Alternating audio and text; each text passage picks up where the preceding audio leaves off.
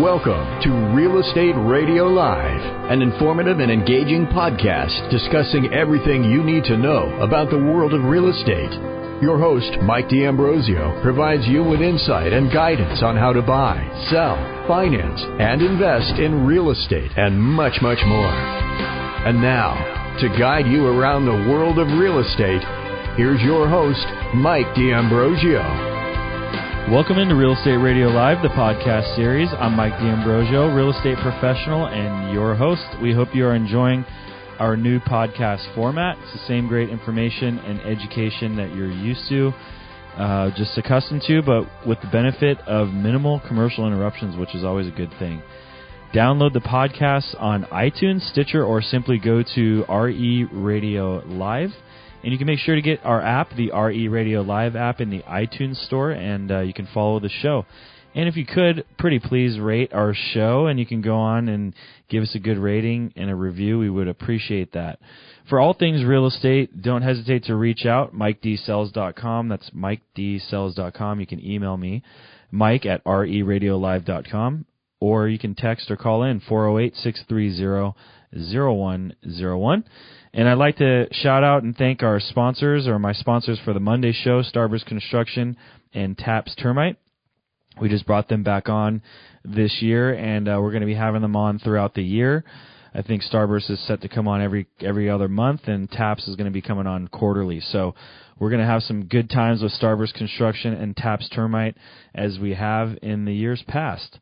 So today we're going to be talking about, I'm on my own today, and I haven't touched on millennials a lot lately, and I wanted to get into that because I think it's going to be a really interesting year as far as home buying goes, and millennials are definitely a large generation that's right in that range right now of buying homes. And I'm going to touch on it a little bit with Joe tomorrow as well. Tomorrow's show we're going to talk about the top 10 markets in 2017, as well as single home buyers, a lot of which are millennials. So today I really wanted to get into what millennials are, who they are, how they act, and then we'll talk a little bit about that as far as the home buying process. So if you're out there and you're a seller and you're thinking about listing your home, this is going to be useful information. If you're out there as a buyer, you're going to be able to know kind of who your competition is, or maybe you are a millennial and maybe you'll get a kick out of some of these stats and some of these traits I'm going to be talking about. So before we can talk about millennials as buyers, let's talk about traits you should know about millennials. And this kind of pertains more to millennials in the job market, but it also, that I think that goes into them as home buyers as well. So what are millennials? Millennials are also called, so it's the millennial generation, Generation Y, Generation We, the boomerang generation, and the Peter Pan generation. I don't know where that one comes from, but apparently that's one of the nicknames, but we all know them as millennials. I am considered a millennial. These are people that were born roughly between 1980 and 2000. So that's what you're looking at as far as the dates born. So millennials are, number one, millennials are multitaskers. They are multitasking pros, and they can juggle a lot of responsibilities at once, but it also means that they're easily distracted and find social media texting hard to resist, and I think that's pretty obvious, obvious trait. We notice it. Millennials are connected. So because of social media, they're living it, they're seeing everything, they're constantly on Facebook, Twitter, Instagram. I mean, there's a lot of different things that they have at their fingertips, so therefore they are connected not only with their friends, family, but with people around the world. Millennials are tech, so along those lines, they are tech savvy. There's no doubt that a majority of millennials are going to be more tech savvy than other generations, and I think that's obvious because millennials grew up, maybe not the ones as early on in the 80s, but now they've grown up through the tech boom, but especially ones born after 1990, 2000. I mean, they basically were born with a phone in their hands. So that is another obvious trait of millennials. Millennials want, so here's another thing, they want instant gratification and recognition. So in the home buying process, I mean, this is a very difficult thing for them to get over because instant gratification in purchasing a home, especially in a competitive market, is not the easiest thing to deliver on. So that kind of becomes a frustrating part for millennials. Millennials, as far as work-life balance and flexibility, they're not as willing as former generations to sacrifice their personal life in order to advance their careers. So they like to work hard, play hard, and want to be at a company that appreciates the desire for balance. But, then again, there are some millennials that are connected to their phones and therefore connected to work all the time. Millennials are collaborative, so they are extremely team-oriented.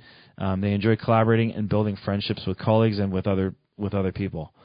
And millennials want to be transparent. So I think working with people in real estate, it needs to be a transparent process, and therefore that's what millennials are looking for. So that's kind of some of the traits, and that kind of goes in from, I got this article for people as far as what they're looking for in employment, but I think it also kind of translates well into real estate and also just the millennial traits in general. So what does this mean for you guys out there listening to Real Estate Radio Live, and why do you care about millennials? Well, a lot of you that are listening to a podcast probably are millennials. That's a big portion of our listenership on the podcast, but also you might be out there looking to buy a home. So here's what we know about millennials. Millennials, as far as real estate goes, 73%, millennials still believe that buying a home is an important part of their future, part of their goal planning. So the thing about millennials, we just had some data released from the National Center for Health Statistics revealed that 1.3 millennial women gave birth for the first time in 2015, and there are now over 16 million women in this generation who have become mothers. So what does this mean? I think there's going to be a huge baby boom, millennial baby boom. And what's that going to mean for housing? Well, they're going to be looking for it. They're going to be looking to buy a home. They're going to be looking to, quote-unquote, nest. So I think that is going to be something it's going to be a big boom in the coming years. The data also shows that this generation has waited until later in life to become parents, and as only 42% of millennial women were moms in 2014 compared to 49% of Generation X at the same age. So it's quite a bit lower. So what does this mean for the housing market? Well, according to Jonathan Smoke, he's a chief economist for Realtor.com, he's saying at any given time in our history, demographics would explain 60 to 80% of what's happening in the market, and we are in a period of time where millennials make up the largest demographic group. So as more and more millennial families are formed, this generation is going to shift their focus to providing the best home for their children to grow up in, the best school districts, and often to the stability that owning a home of their own, that provides stability. 2/3 of millennials have not yet reached the average first-time home buying age of 32, as reported by the National Association of Realtors. So the home ownership rate amongst millennials has nowhere to go but up. So that's kind of what we're looking at in the long run as far as millennials go. I think, millennials as a generation have delayed traditional social norms until later in the lives, whether getting married, having children, or buying a home. But no matter what all of that, the desire to provide for their family is still there, and even if it takes a little bit longer than it did in previous generations, the fact of the matter is that they still want to provide a home for their family. So what we're going to get into on the other side of the break is some stats on, and talking about the financing side of it. That's, you can't buy a home unless you have some sort of financing, obviously. So I want to talk a little bit about that, homebuyer assistance programs, and other financial assistance programs. If you have any questions on real estate or anything real estate related, you can always reach out, MikeDsells.com. That's MikeDsells.com. Or you can email me, Mike@RERadiolive.com. So we are going to take a quick break. I'll be right back on the other side. For more information on today's program, visit RERadiolive.com. That's RERadiolive.com.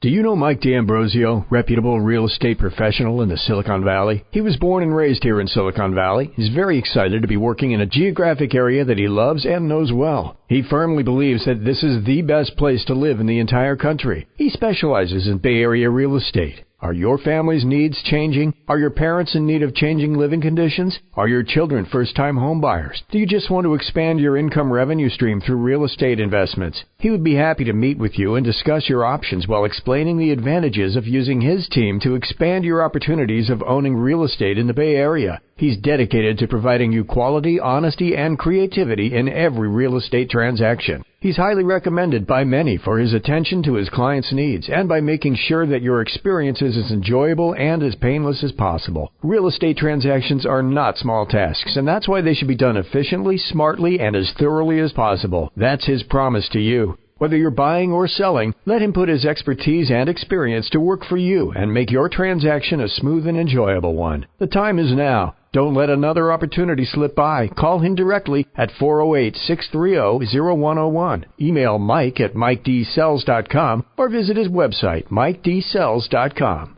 Cal BRE number 0184192. Welcome back to Real Estate Radio Live. For more information on today's topic or guests, just visit RERadiolive.com. That's RERadiolive.com. Again, your host for today's edition of Real Estate Radio Live, Mike D'Ambrosio. Welcome back. This is Mike D'Ambrosio and Real Estate Radio Live, the podcast series. Today we're talking about millennials and home buying, the always fun topic about talking about millennials and their different quirks and traits that they have. But, you know, every generation's different, right? And so millennials are just, they have a mind of their own, and that's the way it's going to be. And I am one of them, so I can talk about it. I can talk bad about them. And I'm not talking bad about them, but we are going to talk a little bit more tomorrow, like I mentioned before with Joe, about single home buyers, and that is a large population of the millennial generation too. I did want to touch on real quick before I get back into some stats about millennials and home buying based on a couple articles I looked up. But 73%, so you might be listening as a millennial and trying to figure out how you can afford to buy a home, but a lot of millennials are misinformed about buying a home. So 73% of millennials ages 18 to 34 are even unaware of low down payment programs ranging from 3 to 5%.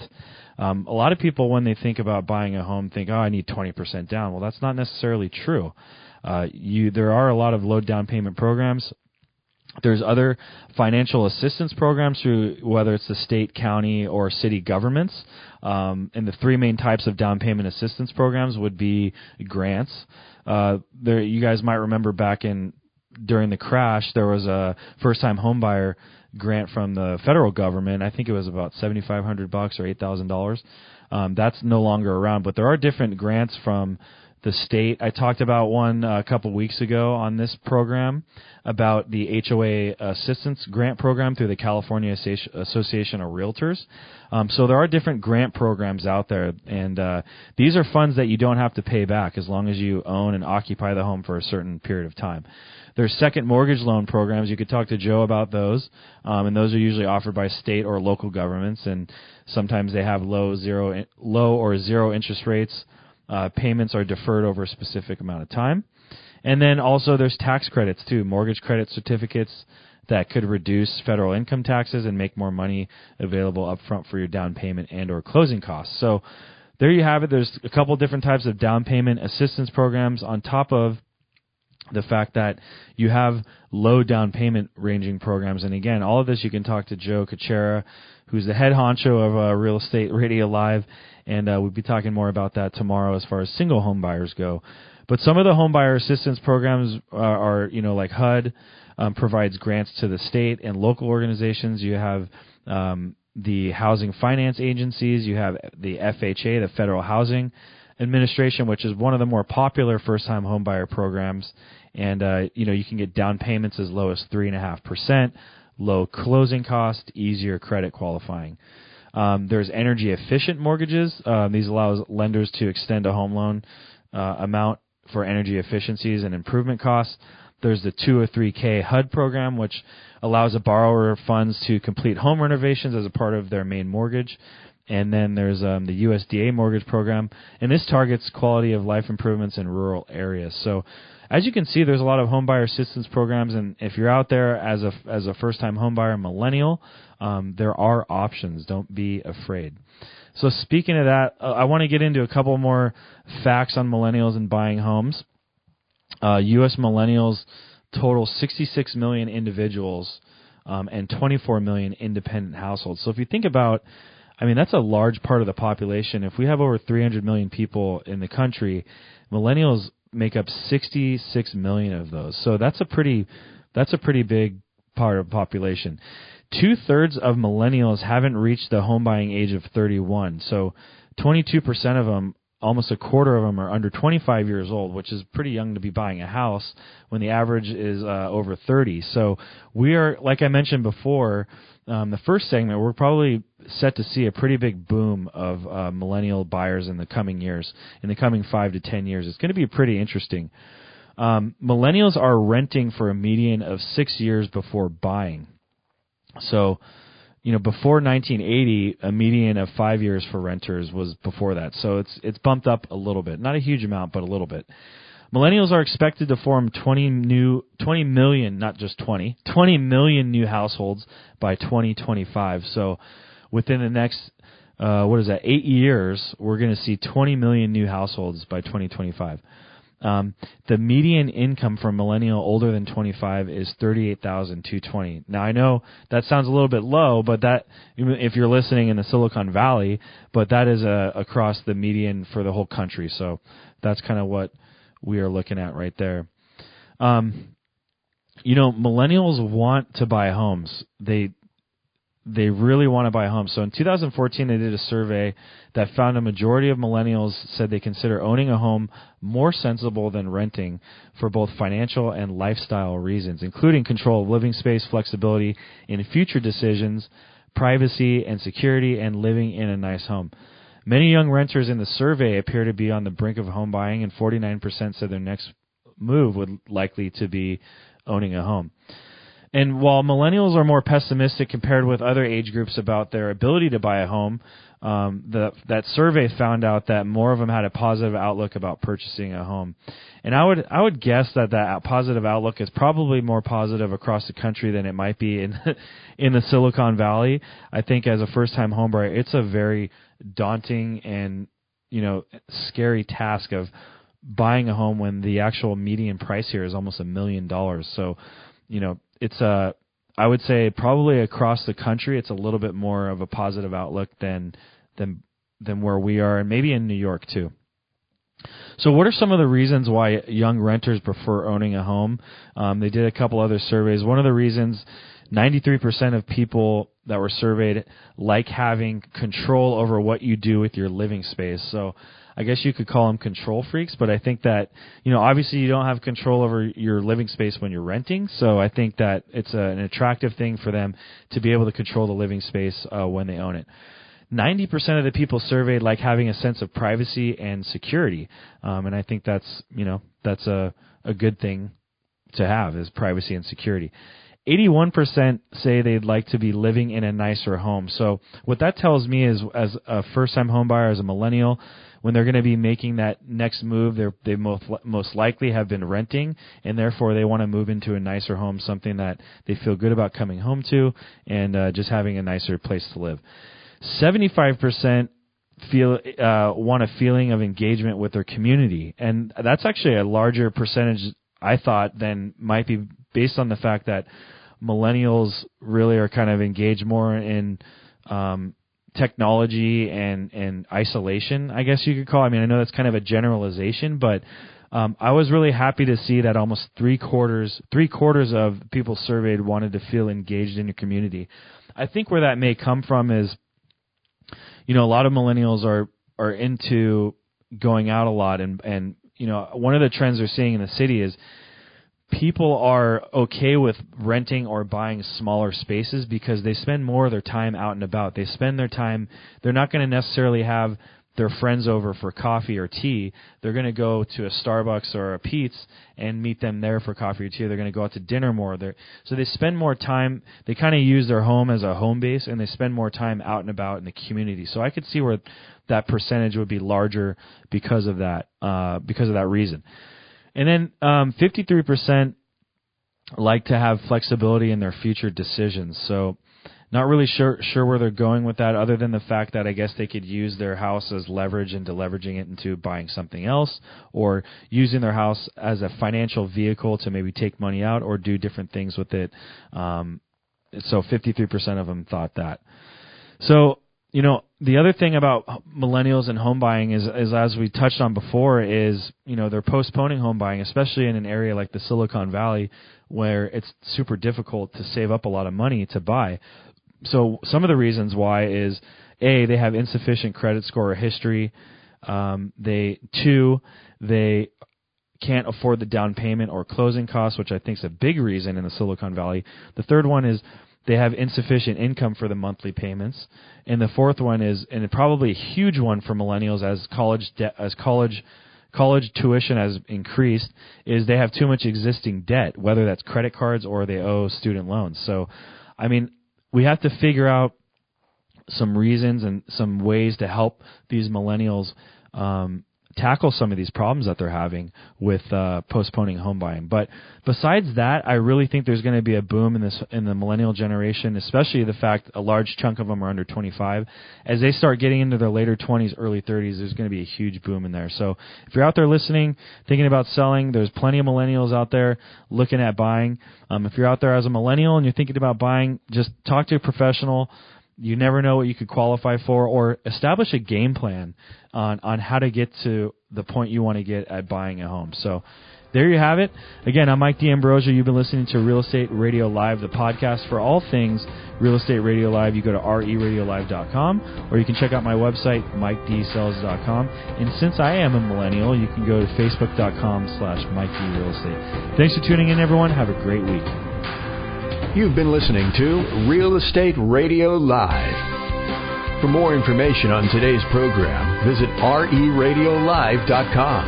That's reradiolive.com. Subscribe to our podcast. Discover more at reradiolive.com.